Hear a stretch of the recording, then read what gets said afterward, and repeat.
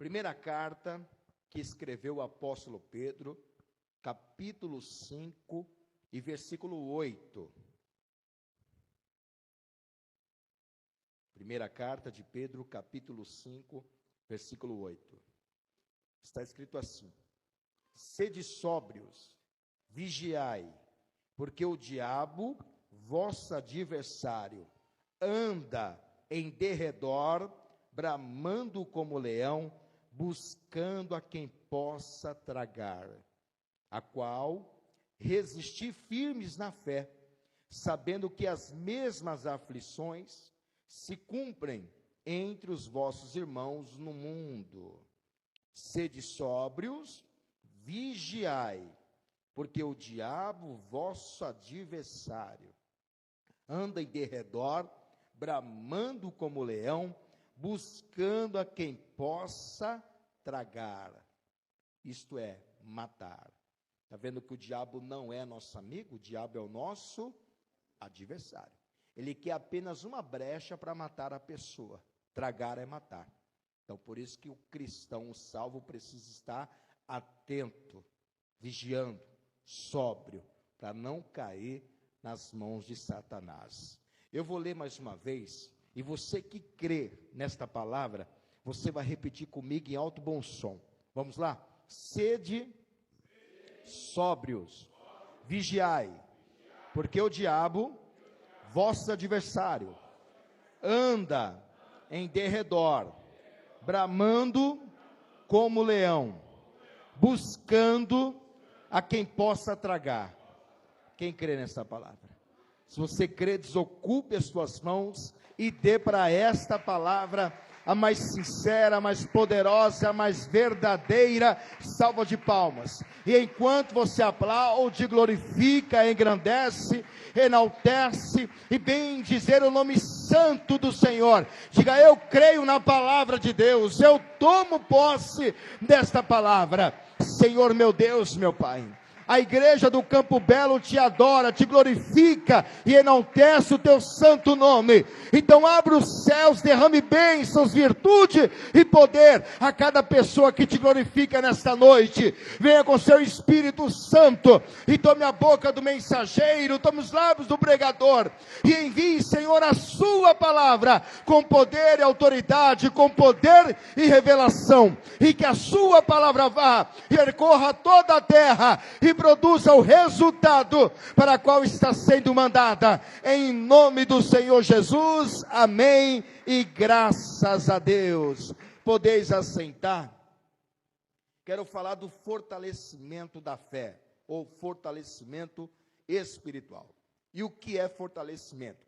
Efeito de tornar-se mais forte, acréscimo de ânimo, maior consistência, consolidação e reforço. Então, tudo que é fortalecimento é sólido, é algo que está sendo consolidado. E quando se fala de fortalecimento espiritual, já envolve a parte espiritual da pessoa. A vida espiritual precisa ser nutrida todos os dias, assim como o corpo humano.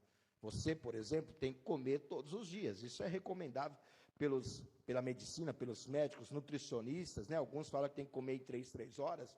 Alguns comem até sem 3 horas, 1 hora, ou todas as horas ficam comendo, porque tem que nutrir o corpo, assim como o corpo necessita, o corpo físico, do alimento físico, da água também. Assim é o nosso mundo espiritual. Nós temos uma matéria que se chama espírito, e o espírito também precisa ser nutrido todos os dias. O diabo, ele não afasta ninguém que é fervoroso na fé da noite para o dia. O diabo não tem essa possibilidade de afastar uma pessoa de repente, que é fervorosa, claro, porque a pessoa está ali mantendo a sua ligação com Deus. Então, o que o diabo faz? Ele vai esfriando a pessoa, ele vai esfriando, ele vai tirando os desejos espirituais da pessoa, vai tirando a força dela, é igual uma sopa quente. Você faz uma sopa, você não come ela assim que sai do fogo, você espera o quê? Esfriar. Ou você assopra ali para esfriar a sopa e poder comer. Ninguém consegue comer uma sopa quentinha. Saiu agora, está quente, fervendo. Não dá. Então a pessoa espera ali um tempo até para esfriar. Assim também é Satanás. Então, como que ele faz isto para esfriar o cristão, o salvo? Ele vai usar alguns meios. Ele vai usar algumas estratégias para esfriar a pessoa. E se você está assim, que eu vou falar para você algumas estratégias, são 5 delas. Se você está assim, já começa a prestar atenção que o diabo está te esfriando. E você não está nem percebendo, porque o diabo não faz com que a pessoa perceba. É uma estratégia dele, é uma forma de ele esfriar a pessoa sem que ela perceba. A primeira maneira, a primeira estratégia, melhor dizendo, a primeira estratégia que o diabo usa para esfriar a pessoa é quando a pessoa abandona o jejum. Ela já não jejua mais, ela não tem prazer mais em jejuar. E isso não é questão de que não consegue, porque se a pessoa for fazer um tratamento ou for fazer um exame médico, dependendo do exame, o médico fala 12, 24 horas de jejum, ela consegue. Ela faz, porque ela vai fazer um exame médico detalhado. Agora, para Deus, sempre tem dificuldades. A pessoa não consegue jejuar. Então, não é questão de não conseguir. É a questão de que Satanás, ele vai tirando esse preparo da pessoa. A pessoa não jejua mais, porque é tudo o que ele quer. Que a pessoa não jejue. É uma forma de esfriar a pessoa. De apagar o fogo que está nela, de tentar afastar a pessoa da presença de Deus. E o diabo sabe que o jejum é uma arma poderosa, é uma ferramenta poderosa. Através do jejum, o jejum faz com que a pessoa expulse demônios. Você sabia disso? Através do jejum. O diabo vai querer que você use essa arma para expulsar o que é dele? Então ele vai tentar arrancar de você essa arma. Você pode ver que acontece muitas vezes, muitos casos assim, de igrejas que não conseguem expulsar demônios. Demônios se manifestam, vai um lá expulsar, não consegue. Vai outro, não consegue. Vai um obreiro, não consegue. Vai um pastor, não consegue. Por quê? Falta de consagração. A pessoa não tem consagração. E o próprio Jesus falou sobre isto. Abre em Marcos capítulo 9. Veja só o que o Senhor Jesus falou. Marcos, capítulo 9, versículo 29. Então, tem demônios que saem, tem demônio que sai sem jejum. Mas tem casta de demônios que só sai com jejum e oração. Então, se a pessoa não estiver jejuando, não estiver consagrando, ela não vai conseguir expulsar a casta de demônios. E o que é casta de demônio? São grupos de demônios específicos. É como se fosse uma seleção de demônios. É como se fossem os maiores demônios, os mais poderosos grupos de Satanás.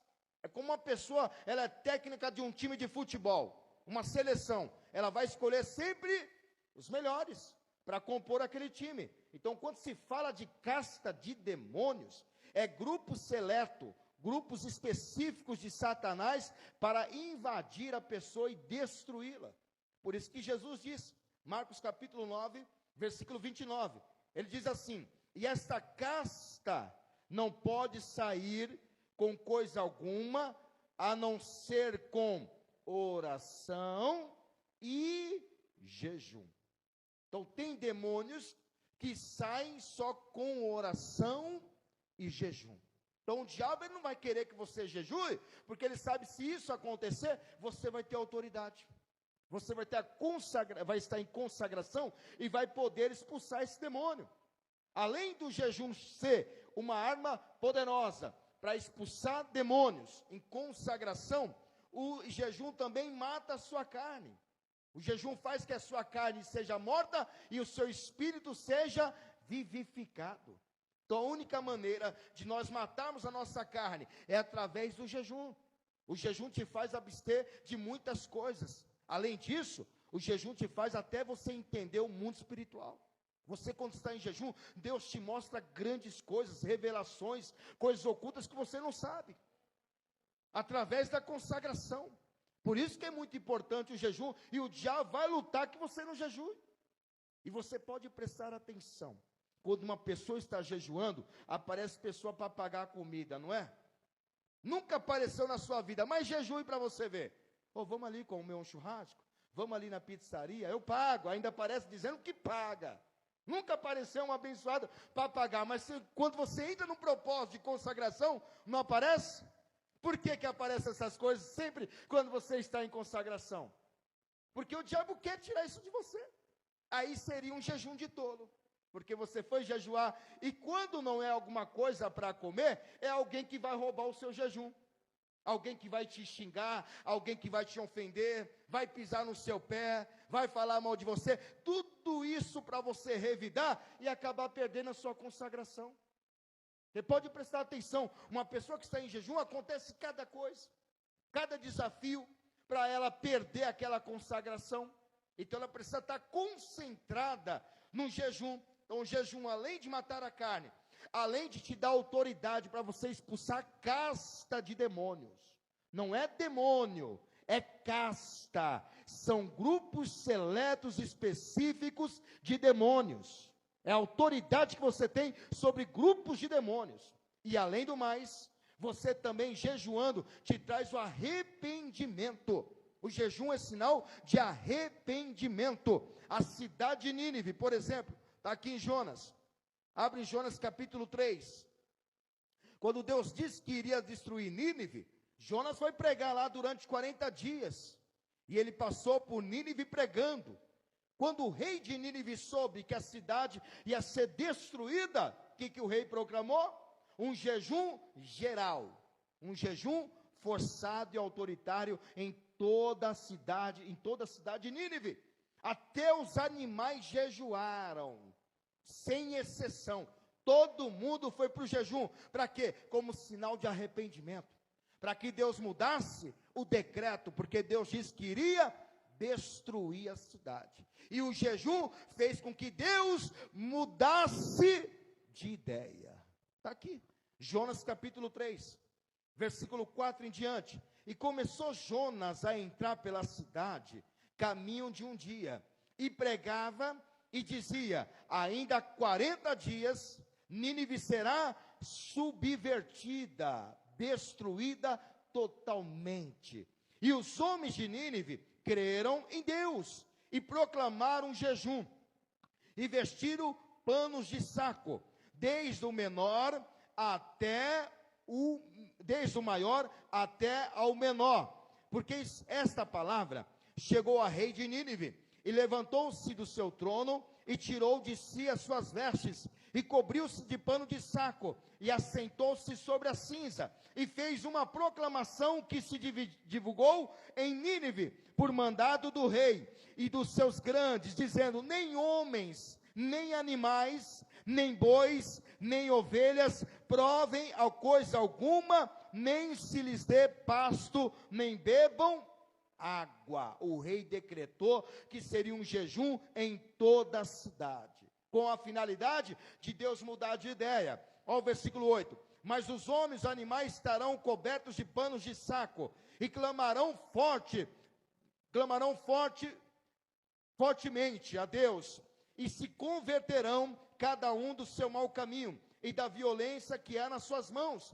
Quem sabe se voltará a Deus, e se arrependerá, e se apartará do furor da sua ira, de sorte que não pereçamos. Ele quer que Deus mude de ideia, o rei de Nínive e toda a cidade. E Deus viu as obras dele, como se converteram do seu mau caminho, e Deus se arrependeu do mal que tinha dito e lhes faria, e não o fez. Olha, não é que Deus se arrependeu aqui não, viu? Essa palavra aqui não quer dizer que Deus se arrependeu, porque se tivesse alguém para se arrepender, não seria Deus, mas seria o povo de Nínive. Só se arrepende quem está errado. E Deus está errado? Então, o se arrependeu é que Deus mudou de ideia. E por que Deus mudou de ideia? Por causa do jejum deste povo. Por causa da sua humilhação. Quando entrava em sacos de pano, ou panos de saco, né? Era um sinal de humilhação. Quando sentava sobre as cinzas, era um sinal de humilhação. É igual aconteceu com Jó. Jó raspou a cabeça, entrou em panos de saco e deitou-se sobre a cinza. Sinal de humilhação. Então essa nação aqui, que Nínive não queria, Jonas não queria pregar para ela, a cidade de Nínive, ele pregou e o povo se arrependeu, e clamaram fortemente a Deus, clamaram, e fizeram jejum. Não só o povo, como também os animais, todos os animais. Você viu que o jejum mudou a sentença? É por isso que é uma arma poderosa, e o diabo não quer que você jejue. Ele vai fazer de tudo para que a pessoa comece a esfriar. Ah, não jejua mais. Há quanto tempo que você não jejua? Há quanto tempo você não faz uma consagração? É ou não é? Há quanto tempo você não sabe o que é um jejum? E não vem com conversa furada que você não consegue, porque se fizer um exame médico, você vai jejuar e é obrigado a jejuar. Porque senão você não consegue fazer o exame. É ou não é, gente? Não faz o exame se não tiver em jejum. Então você não jejua para Deus, porque você está se esfriando na fé. E não está nem percebendo. A primeira estratégia que o diabo faz para tirar ali a espiritualidade da pessoa, para esfriá-la na fé, é o abandono do jejum. A pessoa já abandonou o jejum. A segunda estratégia, além do abandono, é a falta de oração e a falta de vigilância. A pessoa não ora mais e nem vigia mais. Veja só, amado, a oração e a vigilância, ela tem que estar unida. Tem pessoa que ora demais, mas não vigia nada. Tem pessoa que vigia muito, mas não ora nada. A oração é um meio de comunicação com Deus. Se você não ora, você não conversa com o Pai. E se não conversa com o Pai, não tem revelação de Deus. Como que Deus pode responder a você que não conversa com Ele? A oração é um diálogo entre duas pessoas. É você falando com Deus e Deus falando com você. Você precisa orar. E eu não digo nem que a oração seja um hábito. Não, a oração não é um hábito. A oração é uma necessidade que a nossa alma humana precisa se comunicar com o Criador. Porque hábito muda. Todo mundo que tem hábito muda. De tempo você está mudando de hábito, fazendo outra coisa. Ou deixando de fazer tal coisa. O hábito é mudado, mas a oração nunca pode ser deixada. Nunca pode ser deixada. Para você ter uma ideia, os judeus oram 3 vezes ao dia. 3 vezes ao dia. Manhã, tardezinha e beirando a noite. Lá para os judeus 6 horas já é um outro dia. Então eles oram de manhã, tarde e noite. Isso 3 vezes. Por que os judeus fazem isso? Porque eles acreditam que a primeira oração foi constituída por Abraão. Abraão que fez a primeira oração a Deus. A segunda oração, Isaac. E a terceira oração, Jacó. Então, os judeus têm Abraão, Isaac e Jacó como pai, né, da multidão. Abraão foi pai da multidão, Isaac povoou o mundo, e Jacó foi pai de 12 tribos. Então, é o que povoou Israel e o mundo todo. Por isso que os judeus oram 3 vezes ao dia, porque é uma necessidade que eles têm de conversar com Deus. Eles podem estar em Israel, estarão orando, como eles estavam na Babilônia, estavam orando. Quando eles estavam no Egito, também estavam orando. Eles oraram por onde passaram, porque eles precisavam conversar com Deus. Então a oração é o meio de comunicação com Deus. A vigilância é o meio de você ficar esperto. É por isso que Pedro diz, sede sóbrios, e que mais? E vigiai. O que é sóbrio? É ter controle sobre as coisas. Você não deve ser dominado por coisa alguma. A palavra sóbrio significa ter controle sobre as coisas. A palavra sóbrio em latim quer dizer uma pessoa bêbada. Ou não bêbada, quer dizer, a pessoa não está bêbada, está sóbria. Então ela não bebeu. Mas aqui não é beber sentido pinga, vamos dizer assim, álcool. Não, não é esse sentido. É porque uma pessoa bêbada, ela está longe de tudo. Ela não presta atenção em nada. Pode ver, uma pessoa bêbada, ela faz um monte de desgraça. Então a questão aqui, ser de sóbrio, é dizer, estar atento, tenha controle das coisas. E Pedro não disse apenas ser sóbrio, ele disse também, vigiai, vigiai, sede sóbrio e vigiai, porque o vosso adversário anda em derredor, bramando como leão. Ele não é leão, mas ele imita um leão, bramando como leão, ou seja, rugindo como leão, buscando a quem possa tragar. Ele só vai tragar, ou seja, só vai matar quem está vacilando. Quem já esfriou na fé, ele vai matar. Agora, quem está sóbrio, está vigiando, que vigiar quer dizer permanecer acordado, e essa palavra vigiar aparece na Bíblia 61 vezes.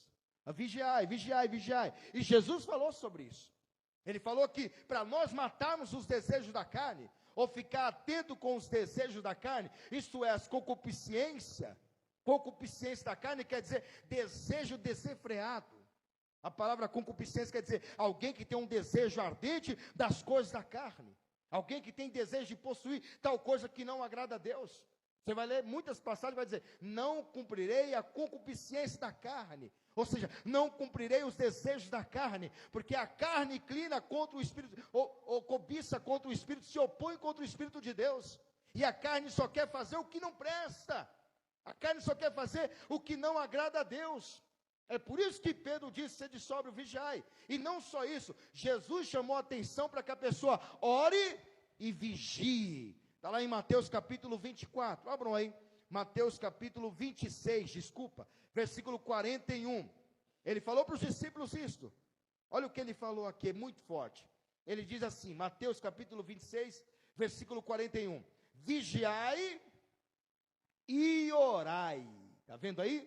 Para que não entreis em tentação, na verdade o Espírito está, mas a carne é fraca. Então a carne a qualquer momento ela vai dominar o espírito. Ela só não pode dominar o espírito quando a pessoa está orando e vigiando. A carne não consegue dominar o espírito. Caso contrário, a carne vai dominar o espírito que está dentro de você. O seu espírito, a carne vai dominar. É como um barco a remo. As duas coisas têm que serem feitas. Oração e vigilância, oração e vigilância. Já viu um barco a remo?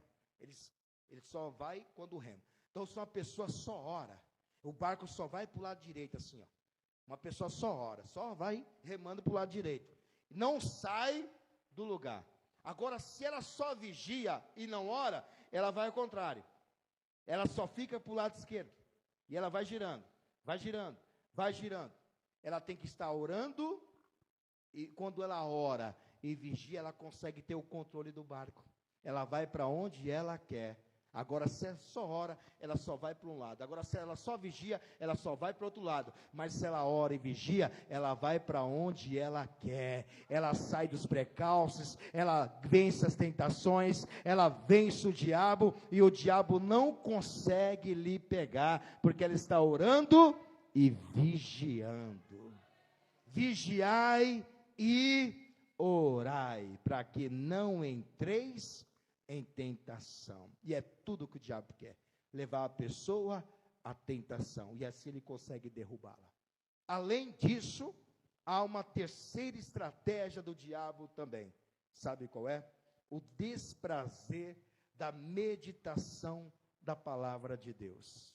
A pessoa só pega a Bíblia quando vai na igreja. Quando chega em casa, deixa lá. Aí ela só vai mexer na Bíblia no próximo domingo. E tem outras pessoas que pegam a palavra de Deus e abram ainda no Salmo 91, dizendo, o Senhor, aquele que habita no esconderijo do Altíssimo, a sombra do... achando que aquilo vai trazer alguma segurança. A Bíblia está toda empoeirada, porque é sinal de que ninguém lê. Sabia disso? Uma coisa que está empoeirada é sinal de que ninguém lê, ninguém limpa, ninguém se importa com aquilo.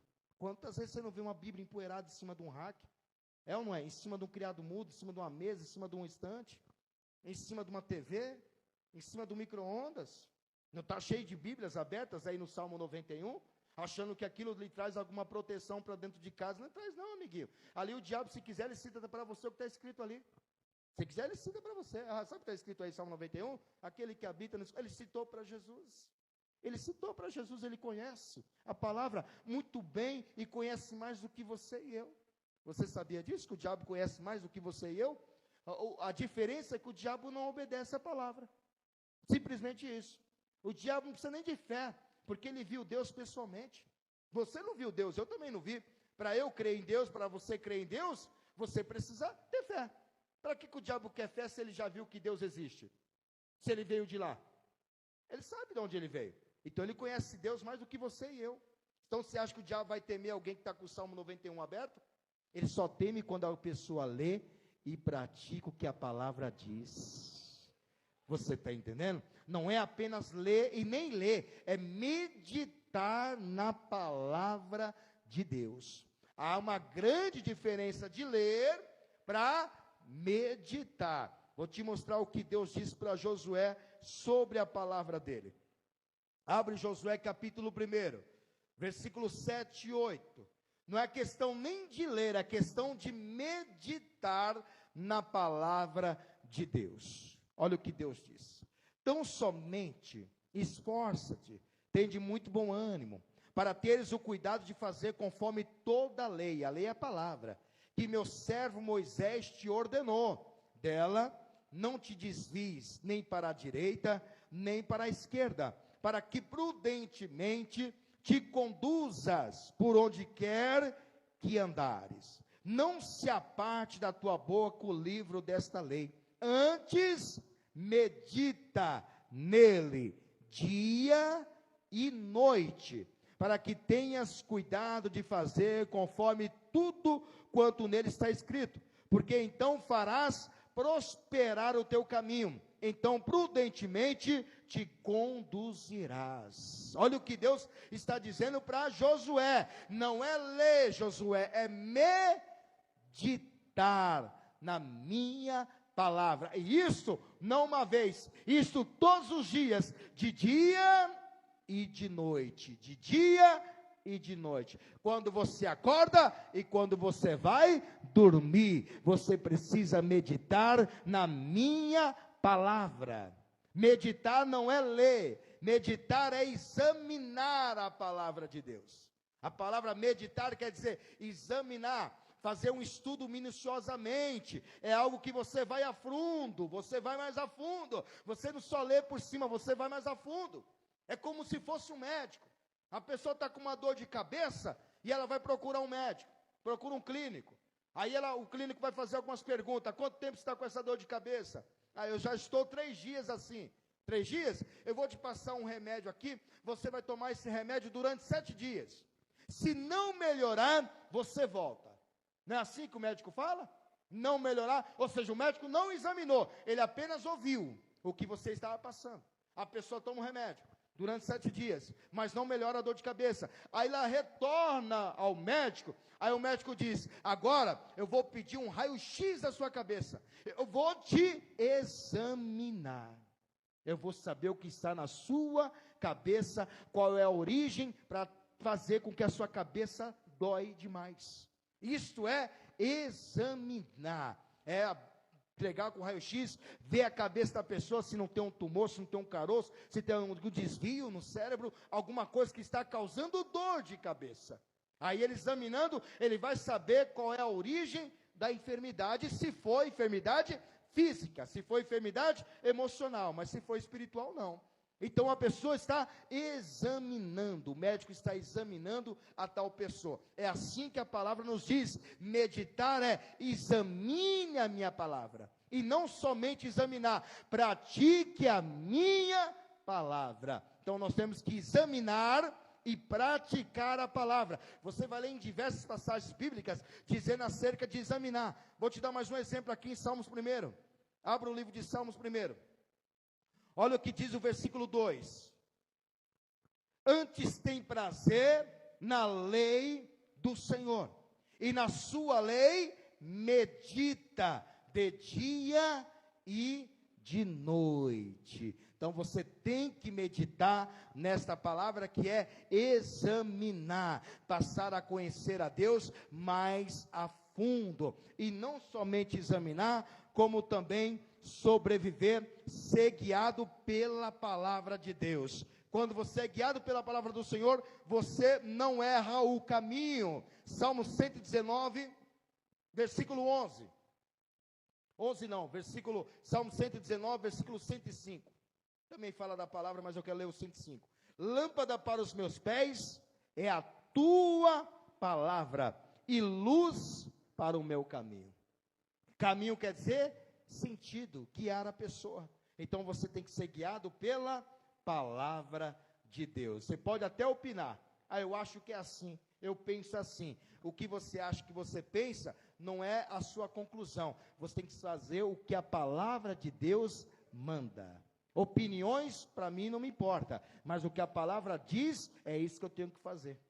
O que a palavra manda eu andar é pela palavra que eu tenho que mandar, que eu tenho que andar. É como se Jesus disse, né?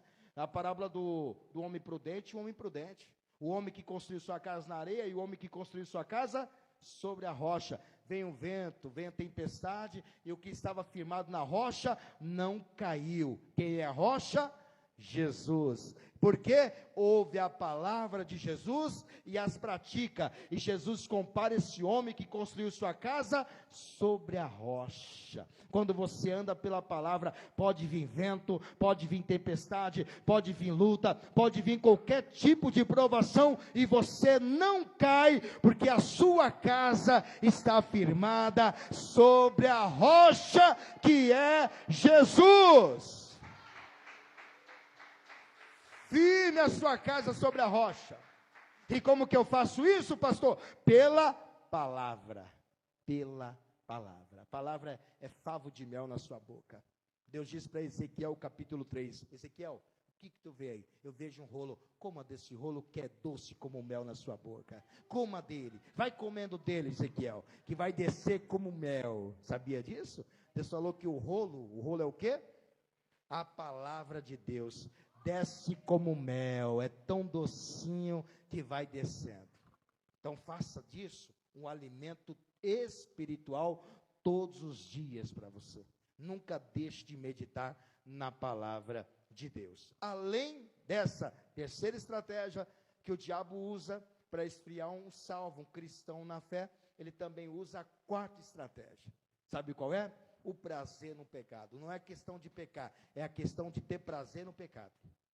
A pessoa pode até errar, mas ela pode se levantar, se corrigir e não praticar mais. Agora, ela viver naquilo achando que é certo é outra coisa. O livro de Isaías 59, versículo 2, fala muito bem sobre isso. Olha o que diz o livro de Isaías, capítulo 59, versículo 2. Mas as vossas iniquidades fazem divisão entre vós e o vosso Deus. E os vossos pecados encobrem o seu rosto de vós, para que vos não ouça, para que vos não ouça, para que vos não ouça, para que vos não ouça. Deus está dizendo, eu vou virar o meu rosto para ti, porque eu não quero te ver, nem quero ouvir suas orações, por causa das suas iniquidades. Iniquidades é uma pessoa que pratica o mesmo pecado todos os dias e acha que é normal. Não é que ela errou, não. Ela faz aquilo todas as vezes achando que é correto. Isto é iniquidade. O mundo está assim. Você pode ver. O que é errado, o mundo acha que é certo. O que é certo, acha que é errado. E se alguém for contra aquilo, vai ter como taxado ignorante, intolerante, quadrado, não sabe perdoar, não sabe amar, não tem amor. Não é assim que o mundo nos vê? Eles querem empurrar o pecado da goela abaixo, quando você sabe que é errado, diante de Deus. Então o mundo está assim, o que é errado tornou-se certo, e quem é certo acaba tornando-se errado, porque isto é uma iniquidade. A palavra iniquidade quer dizer, é a pessoa cometer tal pecado e não sentir culpa daquilo, e ela continuar fazendo a mesma coisa. O pecado, a pessoa pode errar sem perceber. Fiz uma coisa errada, pequei, mas aí a pessoa corrige. Ela sabe que fez uma coisa errada, por que ela vai fazer de novo? Agora, a iniquidade não, é você fazer uma coisa errada, continuar fazendo aquilo um dia, 2 dias, e viver naquilo, achando que é normal, mesmo sendo uma coisa errada. Isso se chama iniquidade, quando a pessoa não tem mais sentimento de culpa. Está cheio de gente assim, que faz coisas erradas, achando que é certo, e sabe que é errado, e acha que Deus aceita, e Deus não aceita. Então, as iniquidades fazem o quê? Divisão é separação. Deus separa o homem dele por causa das suas iniquidades, e os seus pecados fazem com que Deus vira as suas costas e não mais ouça o pecador. Então o diabo sabe que Deus faz isso, então ele vai lutar diariamente para que a pessoa acaba fazendo isso todos os dias, porque ele sabe que isso é motivo de Deus virar as costas, e de que Deus faz uma divisão, uma separação desta pessoa que comete tal iniquidade e não mais se apruma. Então, é a quarta estratégia que o diabo usa. É por isso que o Senhor Jesus disse na primeira carta de João, capítulo 3, versículo 8, ele diz, quem comete o pecado é do diabo, porque o diabo peca desde o princípio do mundo. Então, o diabo sabe que o pecado é dele, então ele vai fazer com que a pessoa cometa isso várias vezes. E a pessoa sabendo que aquilo é errado, e ela voltar a praticar, é porque ela quer a separação de Deus entre ela. Agora ela cometendo um erro, sabendo que é errado, ela jamais vai voltar a fazer a mesma coisa, porque ela sabe que aquilo é pecado. E ela não quer que Deus se afaste dela. Então o diabo vai lutar para que a pessoa tenha prazer. Não é pecar, é ter prazer no pecado. Pecar é uma coisa, ter prazer naquilo que você faz é totalmente outra. Amém? E a quinta estratégia, e a última estratégia do diabo, sabe qual é? O desânimo de ir à igreja. Sabia que tem muita gente desanimada? Vamos para a igreja hoje? Ah, não, estou cansado. Vamos para a igreja hoje? Ah, não, está frio, está muito frio. Hoje não, está frio. Não vai hoje, não vai amanhã, não vai domingo, não vai na ceia. Vai quando? Vai quando na igreja? Sabia que tem muita gente assim? Ah, não vou hoje não, porque hoje eu vou assistir o futebol. Hoje tem jogo. Não, não vou hoje não, porque hoje eu vou sair. Eu vou para o shopping hoje. Não, hoje eu vou na casa do meu pai, vou na casa da minha mãe. Sempre tem uma desculpa. Não, não vou hoje não, porque o pastor está demorando demais. O pastor demora demais no culto. Sabia que está cheio de gente assim na igreja? A pessoa não aparece mais na igreja, porque tem tantas outras coisas que ela não quer mais ir à igreja. E isso é uma coisa comum, e que não deveria ser comum, que virou um costume. O Hebreus fala sobre isso. Então a pessoa já não quer mais ir à igreja, porque ela já tornou-se uma coisa normal. Isso são estratégias que o diabo vai usando para esfriar. Daqui a pouco a pessoa está no mundo das drogas, está no mundo da bebida, está na balada, está na prostituição. Daqui a pouco a pessoa está perdida. O diabo, como disse, ele não vai fazer com que a pessoa coma sopa quente. Primeiro ele vai esfriar a sopa, para depois ele tomar a sopa. Você tem. Primeiro ele vai fazer com que a pessoa não vigie mais, não se sóbrio mais, para que ele venha e mate a pessoa, como diz Pedro. Não foi assim que ele disse? Sede sóbrios, hein? Vigiai, porque o vosso adversário anda de redor, bramando como leão, buscando a quem possa matar.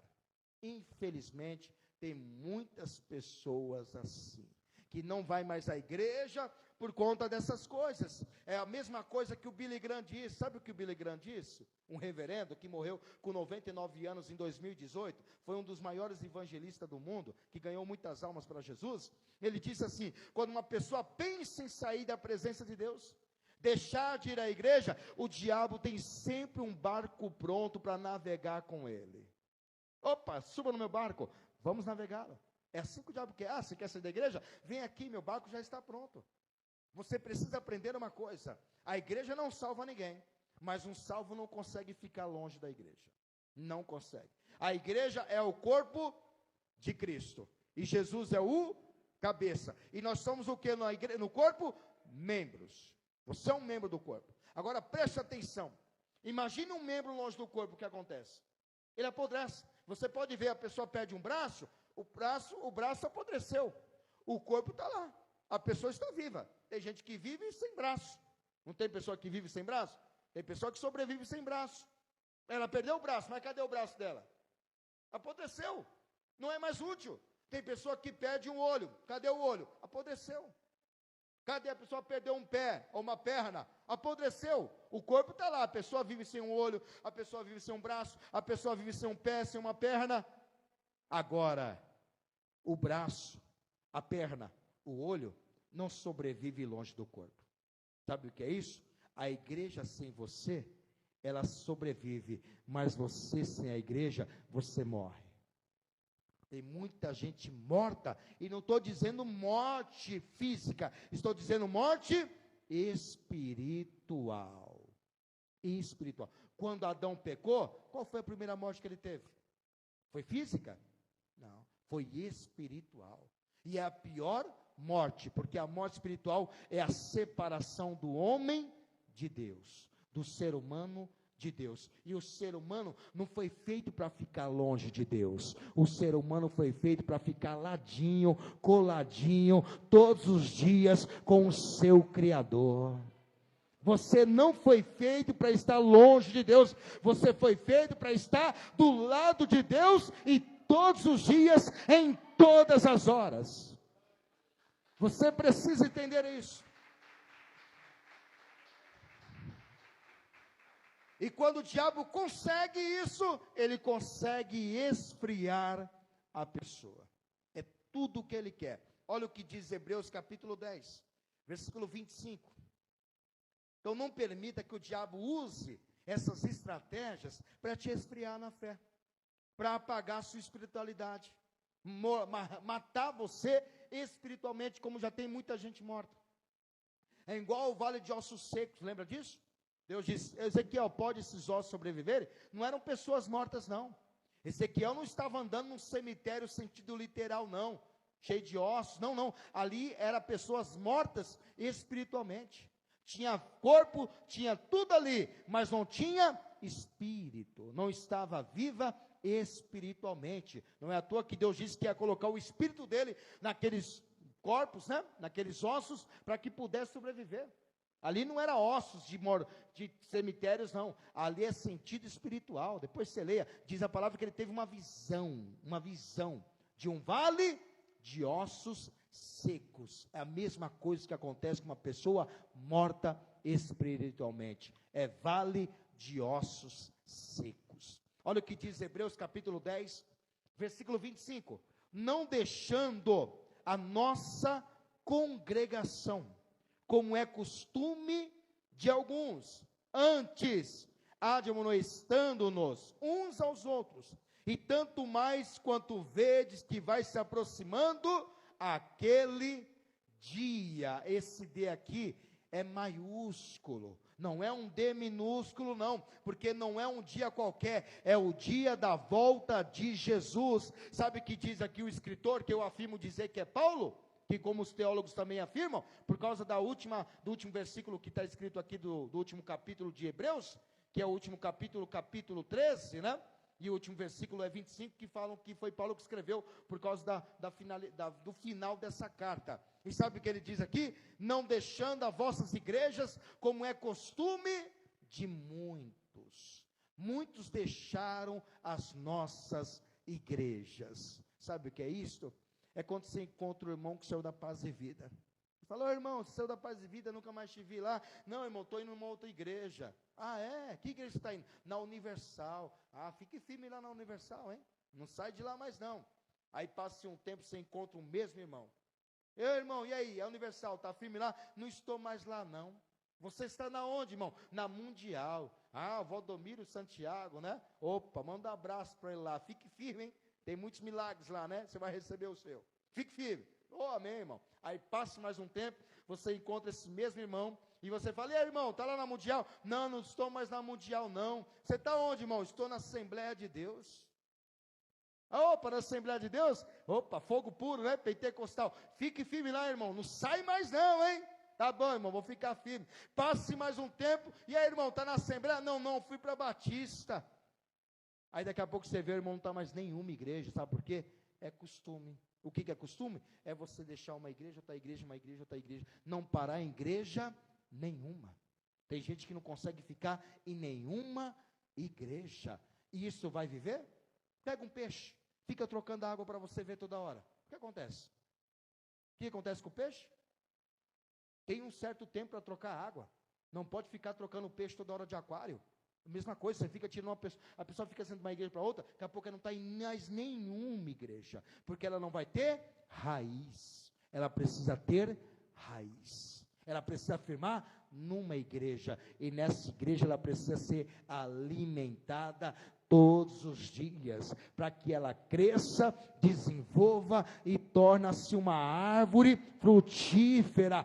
Fique em Jerusalém, fique onde Deus te plantou, porque é nesse lugar que você vai dar frutos. Fique nela, fique no lugar, fique na igreja que Deus te colocou.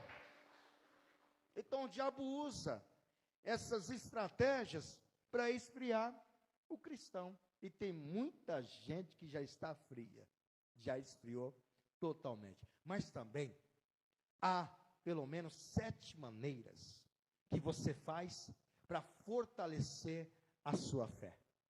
Eu falei das estratégias que Satanás usa para esfriar um salvo. Agora eu vou falar das armas, das maneiras que você precisa fazer para edificar a sua fé, para fortalecer a sua vida espiritual. A primeira, já diz tudo, a fé. Sem fé, meu irmão, você não consegue absolutamente nada. E o próprio Deus diz que aquele que recua, 10:38, está aqui, Hebreus 10:38, já estamos em Hebreus, mas o justo viverá da fé. E se ele recuar, a minha alma não tem prazer nele. Se ele recuar, a pessoa está indo, ela recuou, ela voltou atrás, Deus não tem prazer mais nela não. Ela precisa estar firme na fé. E a fé é a maneira de você aperfeiçoar ali, ou seja, os obstáculos que surgem para você aperfeiçoar a sua fé.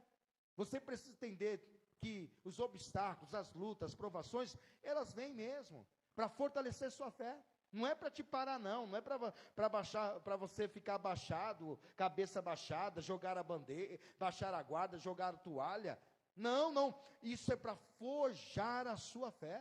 Então, imagine sem dificuldades, imagine sem provação. Como é que você vai provar que tem fé?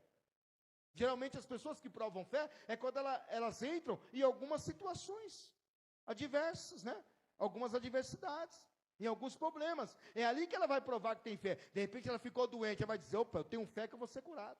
Ela ficou desempregada, eu tenho fé que a porta vai se abrir. É ou não é, gente? Uma pessoa está viciada em drogas, eu tenho fé que meu filho vai ser liberto, que meu marido vai ser liberto, minha mulher vai ser liberta. Então, a fé, ela é usada quando tem provações. Não tem como você provar sua fé se o cenário é tudo comum, se está tudo normal, não tem dificuldade, não tem provação, não tem luta. Como é que você vai exercer sua fé? Vivendo num cenário como esse. Você só vai provar sua fé quando se encontra diante de uma grande muralha, de um grande desafio. Pega Moisés. Moisés se encontrou diante do mar vermelho. Ele usou a sua fé e o mar vermelho se abriu. Josué se encontrou diante das muralhas. Josué usou a sua fé e as muralhas caiu.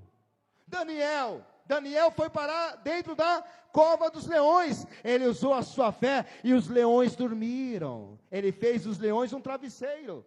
Pega Davi se parou-se de frente com o gigante Golias. Ninguém ia lutar com o gigante Golias, mas Davi diante de Golias, ele lutou, ele venceu pela sua fé. Ele usou a sua fé. Então, é a fé que vai te forjar e fazer você um vencedor.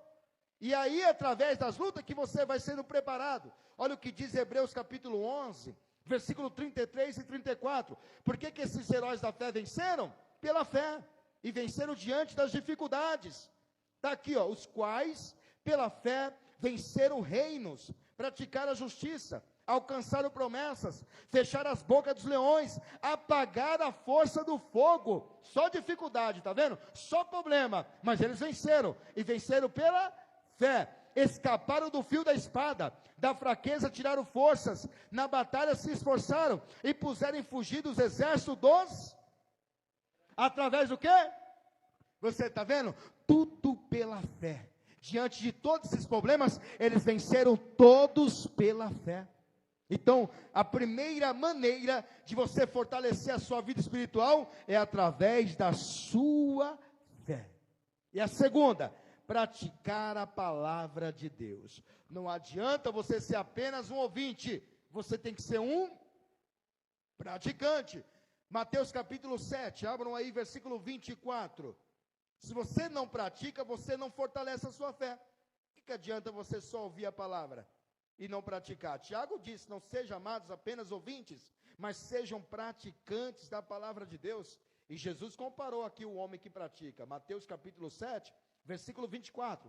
Ele diz assim, todo aquele, pois, que escuta essas minhas palavras e as pratica, assemelhá-lo-ei um homem prudente, que edificou a sua casa sobre a rocha. Não é que você vai edificar, não. A sua casa já está edificada sobre a rocha. Quando você ouve a palavra e a pratica a palavra, a sua casa está sobre a rocha, e a rocha você não vai cair, porque a rocha é o Senhor Jesus. A sua casa está firmada sobre ela.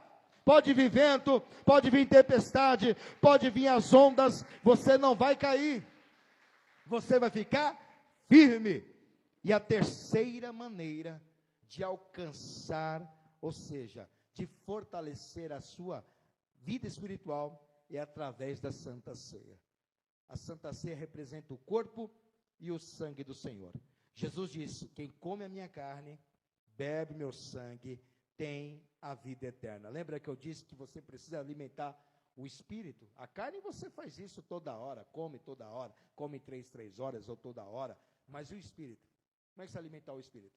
Você vai deixar seu espírito morrer de fome? Só sua carne se alimenta, seu espírito não? Olha Jesus falando aqui sobre a carne. João capítulo 6, versículo 54. Ele diz assim: quem come a minha carne, bebe o meu sangue, tem a vida eterna. Não é que terá, não, tem a vida eterna. E eu ressuscitarei no último dia. A palavra está no presente. Você já tem a vida eterna se você come e bebe do sangue dele.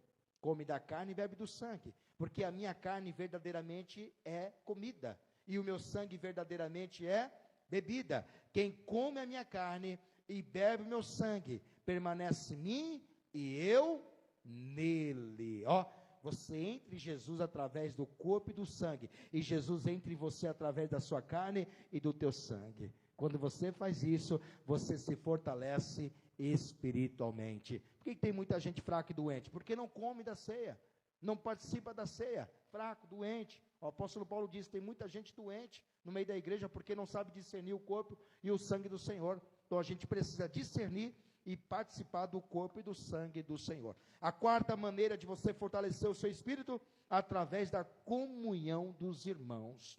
A igreja primitiva, quando ela batizava, os irmãos se firmavam na igreja e participavam da ceia. Não batizava e ia embora não, ficavam firmes no Senhor, através da Santa Ceia. Está lá em Atos capítulo 2, versículo 42 e 43. Veja só, vou ler o 41. De sorte que foram batizados, que de bom grado receberam a sua palavra, e naquele dia agregaram-se quase 3.000 almas. Pedro pregou, quase 3.000 pessoas foram batizadas nas águas. Olha o versículo 42. E perseveravam, não ficava uma vez só não, perseveravam na doutrina, que quer dizer nos ensinamentos dos apóstolos, e na comunhão, e no partir do pão, e nas orações. Ó, na doutrina é a palavra, na comunhão é entre os irmãos, e no partir do pão é a Santa Ceia, e nas orações. Está vendo? Comunhão. Aqui, quando você ajunta com os irmãos, você ganha forças. É por isso que eu disse, quando uma pessoa se batiza, ela precisa fazer parte de algum departamento, alguma coisa na igreja, porque senão ela esfria. Ela precisa estar ligada no corpo. A pessoa se batizou, vai entrar no grupo de coral, vai entrar no grupo de louvor, vai fazer alguma coisa na igreja para você se fortalecer, porque assim você vai estar juntando-se com os irmãos. E aí você vai criando forças, vai obtendo forças. Agora a pessoa se batiza, fica aí, ela some. Outras pessoas não batizaram, não vêm mais na igreja, porque ficou aí, ó, banco sentado. Não, você tem que se batizar e fazer parte de algum departamento da igreja, e assim você vai ganhando forças, os irmãos vão fortalecendo você. Você fica aí, daqui a pouco você não vem mais. Por isso que tem que estar em comunhão. Comunhão é unidade, mesmo sentimento, está unido, para você ter forças, amém? E a quinta maneira de fortalecer o seu espírito, através do louvor e da palavra, como eu já disse. Por que louvor? Tem muitos irmãos que gostam de louvor secular, né? Tem irmãos que é dos tempos antigos, gostam de ouvir as músicas românticas dos anos 80, dos anos 90. Tem pessoa que fica voltando atrás, né? Opa, essa música lembra do meu tempo quando eu era jovem. Aí fica colocando aqueles pendrive de músicas românticas dos anos 80. Coloca um louvor dos anos 80. Coloca um louvor dos anos 90. Sabia que tem cristão que fica ouvindo isso? Outros irmãos vão lá e ligam um pagodinho. Ah, não dá nada, vou escutar um pagodinho. Outro escuta um sertanejo universitário, outro escuta um rap, um funk. Irmão, já passou essas coisas. Você é uma nova criatura. Ao invés de você colocar isso, você coloca alguma coisa que edifique sua casa. A igreja é a extensão da sua casa. Você não pode só estar aqui participando desse culto e pronto. Não, você precisa estar na sua casa fazendo a mesma coisa. Lendo a palavra, orando, jejuando e ouvindo louvores. Assistindo coisas em sua casa que edifique. Sabia disso? É isso que vai te alimentar. O que adianta você ouvir uma palavra, chega em casa e vai assistir uma coisa que não edifica a sua casa? Você ouviu aqui um louvor lindo, maravilhoso, chorou, se emocionou, porque o louvor fala, e a palavra de Deus diz que Deus habita no meio dos louvores. De repente chega na sua casa, você coloca lá uma música dos anos 80, romântica, ou coloca um pagodinho, coloca um sertanejo. Adiantou alguma coisa? Você se limpou na igreja e se sujou em casa. O que que adianta? Você limpa aqui e suja lá, se limpa aqui e suja lá. Vai ficar assim até quando? Limpando-se na igreja e sujando em casa, se limpando. Aí não tem jeito, irmão. Então você tem que entender, eu sou uma nova pessoa. Eu tenho que ouvir louvores, porque louvores edificam a casa. A própria palavra de Deus diz: está alguém entre vós triste? Ore. Está alguém entre vós alegre? Cante pagode. Não é assim não? Cante rap, cante funk, cante sertanejo, cante as músicas dos anos 80, cante o quê? Louvores. Aplaude o Senhor. Cante louvores. Está aqui, ó, olha Paulo dizendo, né? Primeira carta de Coríntios, capítulo 14, versículo 26. Então a gente precisa, assim como a igreja, fazer do nosso lar a mesma coisa, gente. Senão não vai adiantar nada. Na igreja eu faço uma coisa, em casa eu faço outra. Eu tenho que pensar e entender uma coisa: a igreja é a extensão da minha casa. Primeira carta de Coríntios, capítulo 14, versículo 26. Todo mundo tem alguma coisa para oferecer a Deus. Está aqui: que farei, pois, irmãos? Quando vos ajuntais, aqui ó, cada um ajuntou, aqui nós estamos ajuntados. Quando ajuntais cada um de vós, tendo salmo é louvor, tendo doutrina é a palavra, tem revelação, tem línguas estranhas, né? E tem interpretação das línguas também. Faça-se tudo para edificação. Então tudo isso edifica. Se eu chego em casa e não coloco louvor, não estou edificando a minha casa, né? Se eu chego em casa e não leio a palavra, eu não estou edificando a minha casa. Então, tudo que diz aqui a respeito dos irmãos no culto, cada um ofereça o que tem. Se é louvor, que cante. Se é a palavra, que ministre. Se é línguas estranhas, que fale. Se tem interpretação de línguas, que interprete. Se é revelação, que tenha revelação. Mas faça tudo para a edificação. Amém, gente? Então, o louvor é a quinta maneira de você edificar a sua vida espiritual. De você se fortalecer. Se você colocar uma música dos anos 80, você vai lembrar de tantas coisas no passado. Vai sentir a vontade de falar: ixi, que saudade dela. Que saudade dele. O homem é casado, a mulher é casada e fica colocando louvor do tempo que era solteiro. Vai prestar isso aí, gente? Vai dar certo esse negócio? Não vai dar certo esse negócio, não. Aí fica pensando nela, fica pensando nele. Ai, quando eu escuto esse louvor, eu penso nela. Mulher casada, o homem é casado, fica pensando nele, pensando nela. Pensa em mim, chore por mim, lembra de mim, não liga para ele. É ou não é? Vai dar certo isso, gente? Não vai dar certo esse negócio. Não tem casamento que vai resistir isso aí. O quê? E é tudo que o diabo quer. Destruição. Ele vem para destruir, né? Então, coloque louvor para edificar a sua casa, edificar seu casamento, edificar a sua vida espiritual. Sexta maneira de fortalecer o nosso espírito também, já diz tudo: oração e jejum. Tem que orar e tem que jejuar. Daniel, ele teve uma revelação de uma guerra prolongada, e ele ficou triste quantos dias? 21 dias.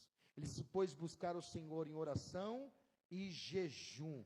Imagina uma pessoa triste se não ora e não jejua. O que acontece com ela? Ela cai. Está muita gente triste aí que já saiu da igreja, porque ao invés de orar e jejuar, se enfraqueceu tanto que saiu da presença de Deus. Se Daniel não tivesse orado e jejuado, ele também teria caído, porque a tristeza, a fraqueza faz a pessoa cair. Aqui Daniel capítulo 10, versículo 2, naqueles dias, eu, Daniel, estive triste por 3 semanas completas, 21 dias, manjar desejável não comi. Olha, ele está jejuando, não quis comer nada de carne, ele comeu outras coisas, mas ele não quis comer nada disso. Manjar desejável não comi, nem carne, nem vinho entraram na minha boca, nem me ungi com unguento, até que se cumpriram as 3 semanas. Ele ficou 21 dias orando e jejuando, para ele se fortalecer. Não é à toa que ele teve a resposta de Deus. Então a oração e o jejum é um meio de você se fortalecer espiritualmente. É por isso que o diabo quer tirar de você a oração e quer tirar de você o jejum. E a última maneira de você fortalecer a sua fé ou sua vida espiritual é através do Espírito Santo. É Ele quem te dá forças. É Ele quem te reveste de todo o poder. Nós estamos encerrando. Lucas capítulo 24, versículo 49. Olha o que o Senhor Jesus disse aqui em Lucas, capítulo 24, versículo 49. Eis que sobre vós envio a promessa de meu Pai. Ficai, porém, na cidade de Jerusalém, até que do alto sejais revestidos de poder. Quem é esse poder? O Espírito Santo. Quem é esse poder? Quem é esse poder? O Espírito Santo. Que promessa é essa? O Espírito Santo. E essa promessa se cumpriu em Atos capítulo 1. Vejam lá comigo, Atos capítulo 1. Está vendo? Vou ler para vocês aqui, versículo 3. Aos quais também, depois de ter padecido, se apresentou vivo, com muitas infalíveis provas, sendo visto por eles por espaço de 40 dias, Jesus falando, e falando do que respeita ao reino de Deus. E estando com eles, determinou que não se ausentassem de Jerusalém, mas que esperasse a promessa do Pai, o que está escrito em Lucas 24, versículo 49, a promessa é esta, para que esperassem a promessa do Pai, que disse, de mim ouvistes, porque na verdade João batizou com água, mas vós sereis batizados com o Espírito Santo, não muitos depois desses dias. Aqueles, pois, que se haviam reunido, perguntaram-lhe, dizendo, Senhor, restaurarás tu neste tempo o reino de Israel? E disse-lhes, não vos pertence saber os tempos ou as estações que o Pai estabeleceu pelo seu próprio poder, mas recebereis a virtude do Espírito Santo, isto é, o revestimento de poder, que há de vir sobre vós, e ser-me-eis testemunhas, tanto em Jerusalém, como em toda a Judéia e Samaria, até os confins da terra. Você precisa se revestir do poder do Espírito Santo, para se fortalecer espiritualmente. Oh, glória!